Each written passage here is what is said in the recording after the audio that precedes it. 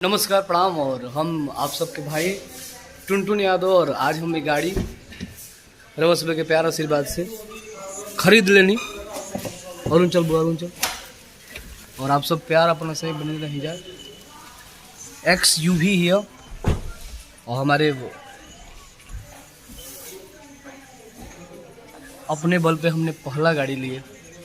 गाड़ी तो हमारे पास 2-3 गो है, लेकिन दूसरा गाड़ी है। तो आप लोग ऐसे ही प्यार बनाए रखिए।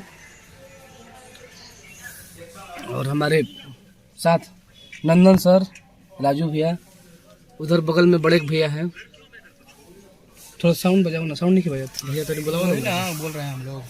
और कुछ ही देर बाद हम लाइव वीडियो आप लोगों को दिखाएंगे। तो आप लोग ऐसे ही प्यार बनाए रखिए अपने भाई के लिए। स्टार्ट नहीं किया, पता नहीं होगा वो नहीं क्यों ना हो। अभी कर में थी ऑप्शन।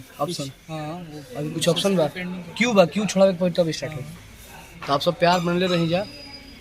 और XUV गाड़ी आप सबके प्यार आशीर्वाद से हमने ले लिया।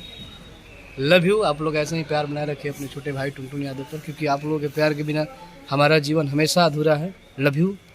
जय हो भोजपुरी समाज।